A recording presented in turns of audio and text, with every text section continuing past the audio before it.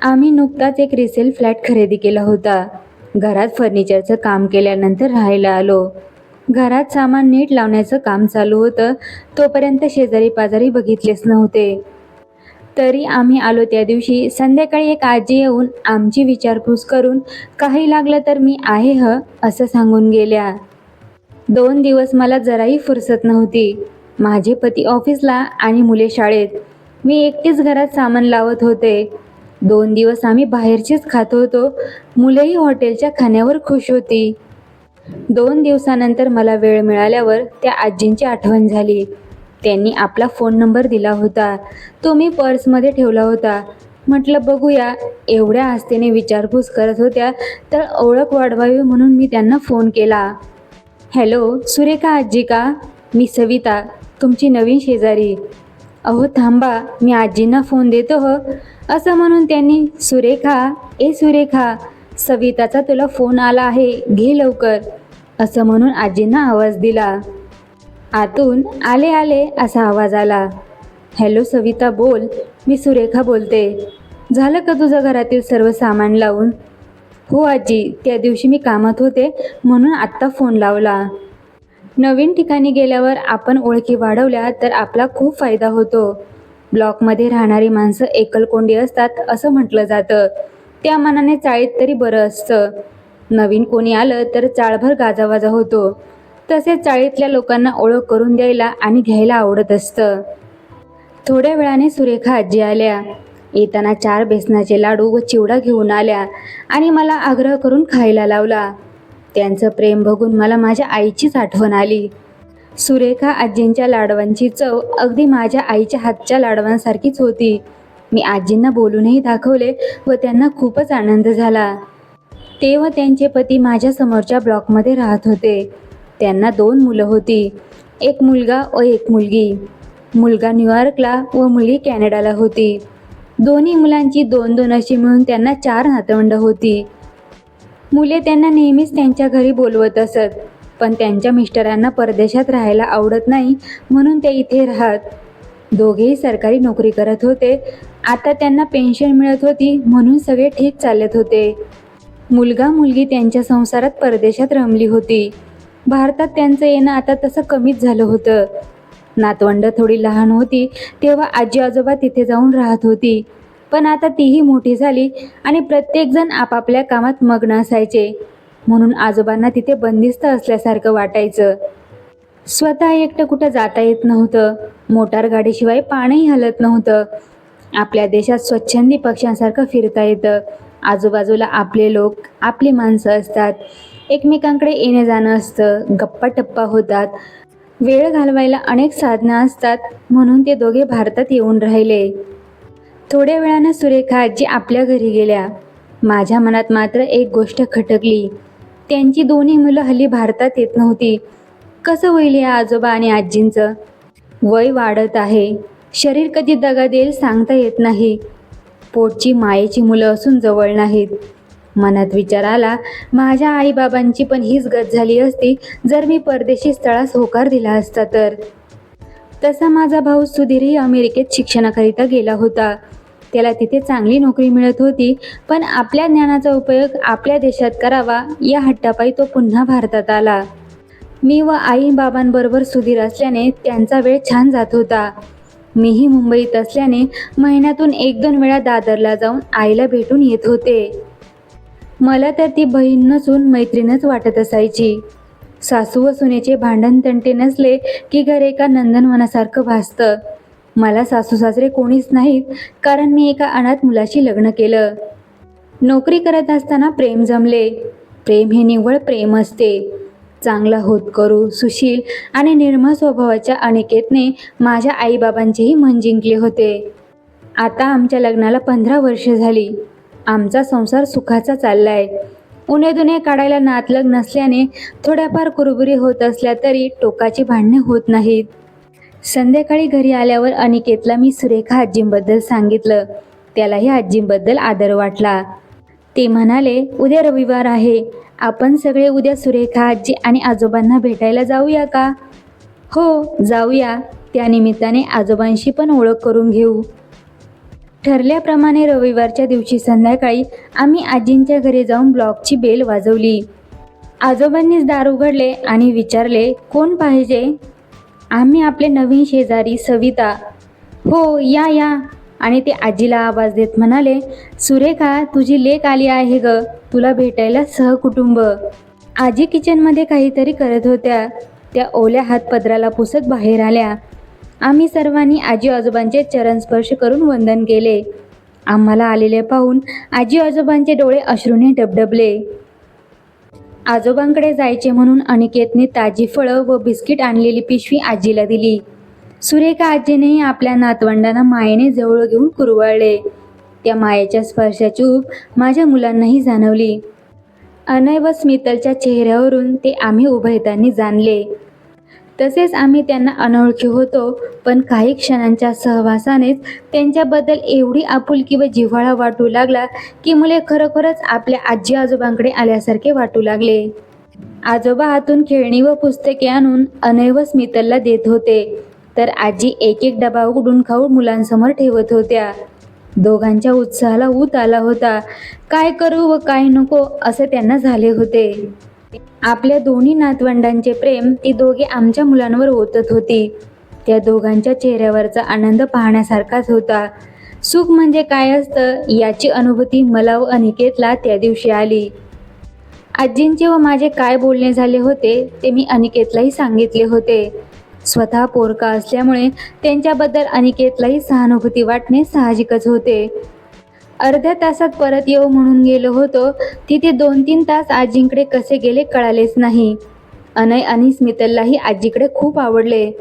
एक वेगळ्या प्रकारचा आनंद आणि सुख लाभले होते.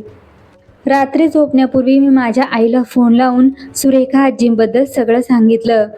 अनिकेत, अनय आणि स्मितल यांना झालेला आनंद सांगितल्यावर आई म्हणाली, छान केलं ह, मैत्री वाढव त्यांच्याशी. वयस्कर माणसे मायेची भुकेली असतात. तू मानलेली मुलगी आहेस त्यांची. आईचे हे शब्द ऐकून मलाही खूप आनंद झाला. असेच दिवसामागून दिवस चालले होते. दररोज ऑफिसला जाताना अनिकेत न चुकता आजी आजोबांची विचारपूस करून जात असे. बाहेरच्या वस्तू काही आणायच्या तर त्यांना आणून देत असे. आजोबा त्याला नको नको म्हणत तरी अनिकेत ऐकत नसे. कधी कधी स्वतःच्या मर्जीने काही वस्तू आणून द्यायचा. आजोबा त्याला पैसे द्यायला मागे लागायचे तर अनिकेत त्यांना, बाबा मला मुलगा मानताना मग मला पैसे देणे बरं दिसतं का, असं म्हणून त्यांना थांबवायचा. अनिकेत अनाथ असल्याचे कळल्यावर सुरेखा आजी व आजोबा अनिकेतला आपला मुलगाच मानत असत. कधी आजी आजोबा आमच्याकडे जेवायला यायचे तर कधी रविवारी आम्ही त्यांच्याकडे जायचो. आजीच्या हातचं माशाचं कालवण अनिकेत व अनयला भारी प्रिय असायचे. त्यासाठी रविवारी अनिकेत ताजे मासे आणून आजींना द्यायचा व मुलाच्या अधिकाराने त्यांना हवे तसेच त्यांच्याकडून करून घ्यायचा. सोसायटीतल्या बाकीच्या लोकांना अजब वाटायचे, कारण आता आजोबा सर्वांशी प्रेमाने वागत होते. अगोदर ते इतर लोकांसोबत जास्त मिसळत नव्हते. आमच्याही सोसायटीतल्या लोकांशी ओळखी झाल्या. अवघ्या 15 दिवसात आमचं नाविन्य जाऊन आम्ही त्यांच्यातले एक झालो होतो. अनय व स्मितललाही खूप मित्रमैत्रिणी मिळाल्या होत्या, पण नियतीला मात्र काही वेगळेच मांडणे होते. आमचा हा आनंद जास्त काळ टिकला नाही, कारण एक दिवस संध्याकाळच्या वेळी आजोबा फिरायला गेले होते आणि तिथेच चक्कर येऊन पडले. तेव्हा बाकीच्या मित्रांनी त्यांना त्यांच्या घरी आणले. त्यावेळी अनिकेत नेहमीसारखा त्यांच्या घरी डोकावला तेव्हा त्याला आजोबांना चक्कर आल्याचे कळले. त्याने तात्काळ त्यांच्या फॅमिली डॉक्टरांना फोन लावून बोलावले. डॉक्टरही लगेच आले. तपासल्यावर त्यांनी हॉस्पिटलमध्ये ॲडमिट होऊन सगळ्या टेस्ट कराव्या लागतील असे म्हटले. अनिकेतने एका मुलाप्रमाणे काळजीने सर्व व्यवस्था केली. रात्रभर तो हॉस्पिटलमध्ये राहिला. दुसऱ्या दिवशी रिपोर्ट आल्यावर हृदयरोग असल्याचे कळले. लगेच ऑपरेशन करावे लागेल असे सांगितले. त्यांच्या मुलांना खबर कळवावी म्हणून आम्ही फोन लावले तर दोघांचा कॉन्टॅक्ट होईना. डॉक्टरांनी तातडीने ऑपरेशन करावे लागणार म्हटल्यावर अनिकेतने सगळा पुढाकार घेतला. त्यांचा मुलगा या नात्याने फॉर्मही भरला. एव्हा सुरेखा आजीने आपल्या मुलीला फोन लावला. त्यांच्या मुलीने फोन घेतला आणि आपण किती असहाय्य आहोत हे सांगितले. आई, मी तुझ्याकडे येऊ शकत नाही व मदतही करू शकत नाही. माफ कर मला. मी आकाशला फोन करून सांगते. आजींनी त्यांच्या मुलाचा आकाशचा फोन येईल म्हणून बराच वेळ वाट पाहिली. मग त्यांनीच फोन लावला. आई, तुम्ही हट्टाने गेलात भारतात. बाबांचे मित्र आहेतच ना, ते घेतील त्यांची काळजी. मी कशाला येऊ? पैसे हवे तर सांग, पाठवतो. बाळा, अशा प्रसंगी तू हवा ना रे, सुरेखा आजी म्हणाल्या. सॉरी आई, मला आता रजा मिळणार नाही, आकाश म्हटला. अनिकेतला हे सगळं कळल्यावर त्याने सगळी जबाबदारी स्वतः घेतली. हॉस्पिटलचे डिपॉझिटही भरले. दुसऱ्या दिवशी ऑपरेशनही यशस्वी झाले. 8 दिवस हॉस्पिटलमध्ये ठेवावे लागणार असे डॉक्टरांनी सांगितले. अनिकेतने 15 दिवसांचा रजेचा अर्ज टाकला आणि सख्ख्या मुलाप्रमाणे आजी आजोबांची काळजी घेतली. आजोबांना हॉस्पिटलमधून सरळ अनिकेतने आमच्याच घरी आणले.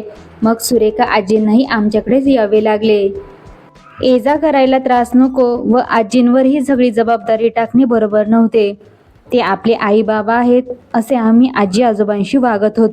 ऑपरेशन होऊन 15 दिवस उलटले, पण त्यांच्या मुलाचा किंवा मुलीचा खबर घ्यायला फोनसुद्धा आला नाही. पोटची पोरं इतकी कठोर निघाली याचे आम्हाला खूप नवल वाटले. प्रत्येक आईवडील आपल्या मुलांना सर्व सुखसोयी लाभाव्यात म्हणून झटतात, खपतात, स्वतःच्या जीवांचे रान करून मुलांना वाढवतात. त्यांना त्यांच्या पायावर उभे करतात आणि पंख फुटले की ही पाखरे एकदाही मागे वळून पाहत नाहीत. तिरस्काराने माझे व अनिकेतचे मन विटले आणि मनात विचार आला, सुरेखा आजी व आजोबांना किती यातना झाल्या असतील. आजोबांची तब्येत हळूहळू सुधरत होती. अनिकेत आता ऑफिसला जाऊ लागला. तरी आजी आजोबांना आम्ही आमच्याच घरी ठेवले होते. आजी खूप थकली होती, तरी जमेल तशी मला मदत करत होती. एक दिवस मला दादरला आईकडे जावे लागले, मुले शाळेत, हे ऑफिसला. त्या दिवशी आजी आजोबांना 3-4 तास आमच्या घरात एकटे ठेवावे लागले. मुले यायच्या वेळेला मी घरी आले तेव्हा सुरेखा आजींनी माझ्याकडे एक डब्बा दिला. हे काय आजी, काय खाऊ केला हा? हो, माझा खाऊच आहे, पण आज हा खाऊ तुझ्या कपाटात ठेव. कपाटात खाऊ ठेवू? हो ग बाळा, माझे दागिने आहेत, ते घरात ठेवणे बरोबर नाही, म्हणून तुझ्या कपाटात ठेव. मी हा डबा माझ्या कपाटात ठेवला. संध्याकाळी मुले आली. अनिकेतही ऑफिसमधून आला. रोजच्याप्रमाणे चहापाणी, गप्पाटप्पा झाल्या.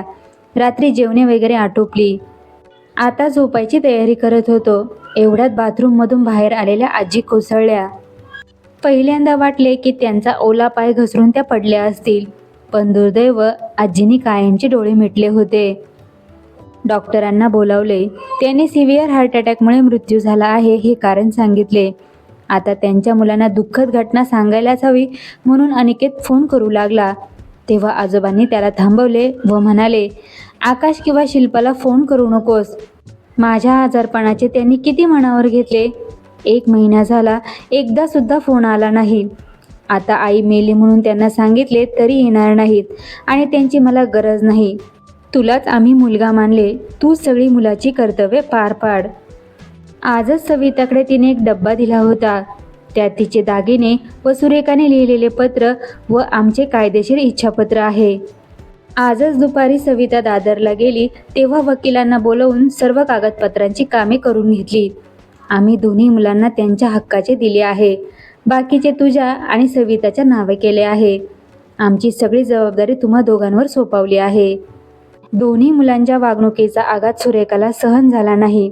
मला ती समजावत होती, पण स्वतः आतल्या आत मात्र कुढत होती. तिचे पत्र वाचा, कळेल तुम्हाला. मन दुखावले हो पोरांनी. असं अनाथ जगणं नको वाटतं. त्रास होतो जीवाला, असं सारखं म्हणायची. तुम्ही देवदूतासारखे अनोळखी नातेबंध जोडून आलात आमच्या आयुष्यात, तीच एक जमेची बाजू. मी आजोबांना सावरले आणि अनिकेतने त्यांच्या मुलाला फोन लावून आजीच्या मृत्यूची खबर सांगितली. तुम्ही उरकून घ्या सगळं, मला आता यायला जमणार नाही. आकाशच्या बोलण्याने आम्ही हादरलोच. तरी आजोबांनी सांगितल्याप्रमाणे त्यांच्या नातेवाईकांना फोन लावले आणि दुसऱ्या दिवशी आजीचे अंत्यविधीचे कार्यक्रम एका मुलाच्या हक्काने अनिकेतने केले. आजीने दिलेला डबा आजी गेली त्याच दिवशी आम्ही उघडायला सांगितला. त्यात आजीचे दागिने होते व आजीच्या हस्ताक्षरात लिहिलेले पत्र होते. आजीने लिहिले होते, अनिकेत व सविता, अनेकानेक आशीर्वाद. 2 महिन्यांच्या अगोदर आपली ओळख झाली. ध्यानी म्हणे सुद्धा नव्हते की आपले एवढे नाते जुळेल, पण जुळले, दैवी योगच म्हणावा लागेल.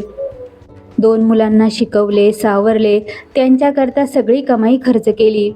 त्यांना कशाचीच कमतरता भासू दिली नाही. त्यांच्याकडून फक्त प्रेमाची मागणी केली होती, पण तीही मिळाली नाही. आकाशचे बाबा थोडे हट्टी स्वभावाचे, पण त्यांचा एवढा राग मनात धरावा हेही काही पटत नाही. मला वाटते माझीच चूक झाली असावी. माझ्याकडून संस्काराची रुजवण झाली नसेल, म्हणून पोटची पोरं अशी निघाली.